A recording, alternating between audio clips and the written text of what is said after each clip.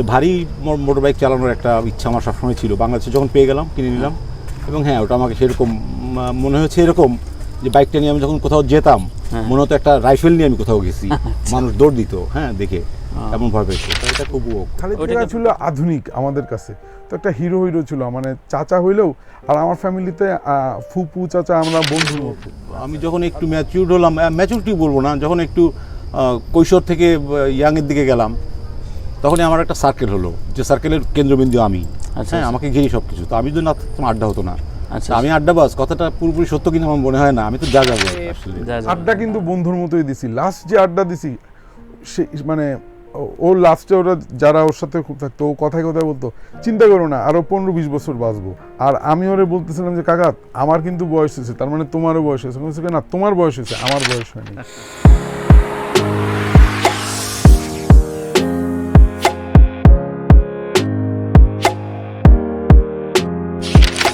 খালিদ কাকা আসলে মানে আমারই তখন যথেষ্ট বয়স হয়ে গেছে। খালিদ কাকা কিন্তু আমাদের কাছে, আমাদের ফ্যামিলিতে কিন্তু আমি আর খালিদ যে মানে গান গাওয়ার চেষ্টা করি তা কিন্তু না। আমাদের মানে ফ্যামিলি মায়ের পাশে বাবার পাশে অনেকেই গান করে। উনার ঘরেই আরো কিন্তু 2-3 জন শিল্পী আছে, অনেক ভালো শিল্পী ছিল, যেমন ফারুক কাকা, মহিউদ্দিন ফারুক, বেলার যে ফাউন্ডার ছিলেন, উনিও কিন্তু ভালো গান গাইতেন। আমার অন্যান্য ফুপুরা ভালো গান গাইতেন। শ্রাবণ বেলায় তোমারই কথা ভেবে বিষণ্ণ মন, আশার পথে দিয়েছি পাড়ি যেথা তোমার বিচরণ, রয়েছ তুমি বহুদূরে আমাকে রেখে ছলনায়, এ হৃদয়ে ভেঙে গেলে জানো কি তা লাগে না জোড়া, লাগে না জোড়া। স্মৃতি আবার কীভাবে তাড়ায়? হ্যাঁ ছোটোবেলার বয়সগুলি আসলে ভালো ছিল, ছোটোবেলার যে সময়গুলি। তার কারণ হচ্ছে যে তখন শুধু নেওয়ার একটা ব্যাপার ছিল, শুধু সবার কাছ থেকে নিতাম, এখন তো দিতে হয়। তো আমার কাছে মনে হয় যে নেওয়াটাই ভালো দেওয়ার থেকে, যদিও গিভ অ্যান্ড টেকের যুগ। বেদনার সংজ্ঞা জানি না, তবে সুখের সংজ্ঞা জানি, যেখানে শুধুই সুখের উপস্থিতি, দুঃখের অনুপস্থিতি, ওটাই সুখ। আমার জীবনে তো আসলে আমি সেরকম বড় কোনো ওস্তাদের কাছে শিখিনি, যদিও ওস্তাদ আমাকে রেখে দিয়েছিলেন আব্বা, কিন্তু আমি নিজেই হারমোনিয়াম টিপে গান গাওয়া শিখছি।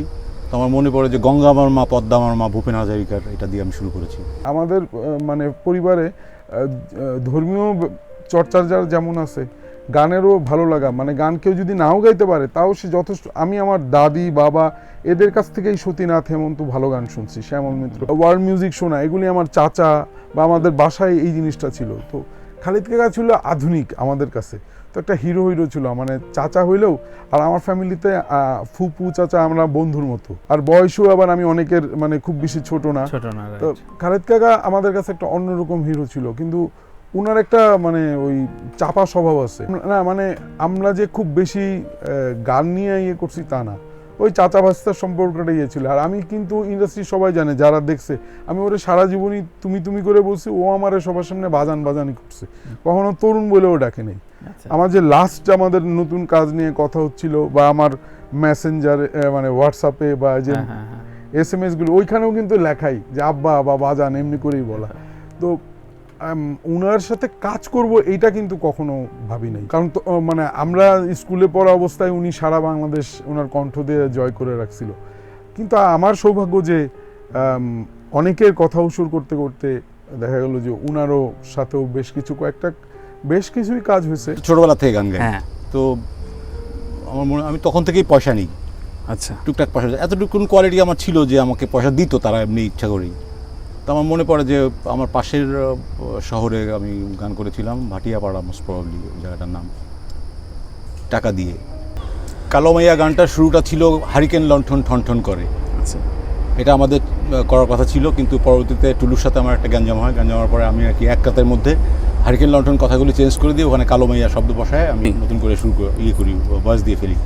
এটা নিয়ে দ্বন্দ্ব। তো এই হিস্ট্রিটাই আমার বারবার মনে পড়ে যে এটা নিয়ে কত দ্বন্দ্ব হয়েছিল। একটা আর্টিস্ট মানে উনি এমন যে ওনার কণ্ঠটা এমন, যে কোনো গীতিকার সুরকার বা মিউজিক ডাইরেক্টর ভালো একটা গান করলে ওটা যদি ওনার কণ্ঠে পড়ে, ওইটা তার মিউজিক ক্যারিয়ারে অনেক স্ট্রং প্রোফাইল। এটা খালি আমার সরলতার প্রতিমা বলে না, যে কোনো গানই, মানে প্রিন্স ভাইয়েরও এত সুন্দর সুন্দর গান, আমার মনে হয় যে মানে খালিদের কণ্ঠ না পড়লে এই গানগুলি আর কে গাইতো, এটা একটা চিন্তার বিষয়। কে এই মেলোডিটা এখন পর্যন্ত কেউ ক্যারি করে কিনা এটা ভাবলেই বোঝা যাবে, তখন ওই চয়েস ছিল না। আর উনি কিন্তু, আমার ব্যক্তিগত ধারণা, আমি লিসনার হিসেবে মনে করি প্রচুর গানের ধরন চেঞ্জ হচ্ছে বাংলাদেশে, সারা দুনিয়ার মতোই, কিন্তু ওনার মেলোডির সাথে কিন্তু মানে ওই 10টা গানের মধ্যে উনারটা উনার মতোই আজীবন শুনে গেছে। উনি যে সময়ের সাথে গানের মানে প্যাটার্ন চেঞ্জ করছে, গায়কী চেঞ্জ প্রয়োজন পড়ে নাই, এই মেলোডিটা আর কেউ আসলে খুব একটা ক্যারি করতে পারে না। আমি স্টেজ শোতে, প্রত্যেকটা স্টেজ শোতে এই গানগুলি করতাম। করতে করতে আমার অ্যালবাম বেরোনোর আগেই গানগুলি পাবলিকে শুনে ফেলছিল। আর তখন তো একদিনে আমার 3টা শো করতে হইতো। আমি যখন একটু ম্যাচিউর হলাম, ম্যাচুরিটি বলবো না, যখন একটু কৈশোর থেকে ইয়াংয়ের দিকে গেলাম, তখনই আমার একটা সার্কেল হলো, যে সার্কেলের কেন্দ্রবিন্দু আমি। হ্যাঁ, আমাকে ঘিরে সব কিছু। তো আমি যদি না থাকতাম আড্ডা হতো না। আচ্ছা, আমি আড্ডাবাজ, কথাটা পুরোপুরি সত্য কিনা আমার মনে হয় না, আমি তো যা যাবো আসলে। আড্ডা আমি মারি, কিন্তু আমাকে ঘিরেই আড্ডা হয়। আচ্ছা, আড্ডাটা হয় আমাকে ঘিরে। আড্ডা কিন্তু বন্ধুর মতোই দিছি। লাস্ট যে আড্ডা দিছি, সে মানে ওর লাস্টে ওরা যারা ওর সাথে খুব থাকতো, ও কথায় কথায় বলতো, চিন্তা করো না, আরো 15-20 বছর বাঁচবো। আর আমি ওরে বলতেছিলাম যে কাকা, আমার কিন্তু বয়স হয়েছে, তার মানে তোমারও বয়স হয়েছে। না, তোমার বয়স হয়েছে, আমার বয়স হয়নি। তা আমরা যে লাস্ট যে আড্ডাটা ওর মানে ফ্ল্যাটে দিতেছিলাম, তখন আসলে ও নিজে চাচ্ছিল নিজে কিছু গান প্রডিউস করতে বা লেভেলের সাথে ইয়ে করতে, অনেকখানি আগায়ও গেছিল। যখন বাইকটা কিনেছি তখন ছোটখাটো প্রাইভেট কার ওই দামে পাওয়া যায়। আমি কিনিনি, হ্যাঁ, আমি কি হার্লি ডেভিডসন ছিল না, আমারটা ছিল কি ছিল, হোন্ডা কাস্টমস। আচ্ছা, 400 সিসি। আচ্ছা আচ্ছা। তো ভারী মোটর বাইক চালানোর একটা ইচ্ছা আমার সবসময় ছিল। বাংলাদেশে যখন পেয়ে গেলাম, কিনে নিলাম। এবং হ্যাঁ, ওটা আমাকে সেরকম মনে হয়েছে, এরকম যে বাইকটা নিয়ে আমি যখন কোথাও যেতাম, মনে হতো একটা রাইফেল নিয়ে আমি কোথাও গেছি। মানুষ দৌড় দিত, হ্যাঁ, দেখে এমন ভয় পেত। তো এটা খুব না, এর আগে আমি অনেক বাইক চালাইছি। বাইকের শখ আমার, স্পিডের খুব ভক্ত আমি। আচ্ছা আচ্ছা, কত স্পিড দেওয়া যায় আর কি, মরিয়া হয়ে। ওখান থেকে আমার ভারী বাইকের শখ। যখন গোপালগঞ্জের একদম আমাদের মানে আমরা যারা গোপালগঞ্জে, আমরা যে স্টাইলটা তো ফ্যামিলিতে সবাই ঠাট্টা ফাজলামিতে যেভাবে কথা বলি, সে ধরনের গানও যখন ও গাইছে, সারা বাংলাদেশ পছন্দ করছে। আবার সেদিনও আকাশে ছিল জাত গাইছে, করছে, কাল সারা রাত করছে, বা মানে মানে চাইমের টাইম বা মিক্সে যখন যে টাইপের গান করছে, আমার মনে হয় না যে মানে কণ্ঠটার জন্য ওই গানগুলি মানুষ বেশি শুনছে। তারপরে অন্যান্য গান, মানে এই ও কিন্তু ওই ভূপেন হাজারিকার যে গঙ্গা আমার মা, এগুলি এত সুন্দর গায়। তারপর অন্য ব্যান্ডের গান, মানে খালিদ কাকা কিন্তু যখন নিজে আড্ডা দেয় তখন কিন্তু অনেকের গানও গায়, এমন না যে শুধু নিজের গান গায়। তো সেই জন্য আমি বললাম যে ওইখানেও কিন্তু বলছে যে মানে আশিকুজ্জামান টুলুর ব্যাপারটা কিন্তু সে বুঝে। আর ভুল যেটা, সেটা তো সময়ই তাকে আরো হয়তো দুইজনকেই উপলব্ধি করাইছে, যে দুইজনের। আমার মনে হয় যে সময়ের কারণে খালিদ কাকাও তার এন্ডের থেকে সে বুঝতে পারছিল যে আসলে তার এরকম ব্যান্ডমেট। আর চাইমে তো আসলে টুলু ভাই উনাকে নিয়ে আসছে। হৃদয়ে রাখিব গাথা, একদিন জানি ব্যথার হবে অবসান। প্রিয় বন্ধু বলে বুক ভেসে যায় নয়ন জলে, প্রিয় বন্ধু বলে বুক ভেসে যায় নয়ন জলে, দেহ ছেড়ে চলে যাবে যেদিন আলাউদ্দিনের। তখন আসলে আমরা যারা একটু বড় বড় ব্যান্ড ছিলাম, তারা স্যাক্রিফাইস করতাম ওদেরকে, যে ওরা পিক আউটটা ওরা করুক, করে আমরা লাস্টের দিকে করি। লাস্টে এমনও প্রোগ্রাম গেছে যে শো করছি, কোনো দর্শক নাই, আমরা যারা ব্যান্ডের যারা ছিলাম ওখানে, তারা সামনে গিয়ে আর কি দর্শকের ভূমিকা পালন করছে, ওদেরকে উৎসাহ দিছি। হয়তো লাস্টে মাইস গান করতেছে, কোনো অডিয়েন্স নাই, পিক আউটে আমরা নতুনদেরকে সুযোগ করে দিছি। হচ্ছে গুরুমুখী বিদ্যা একটা।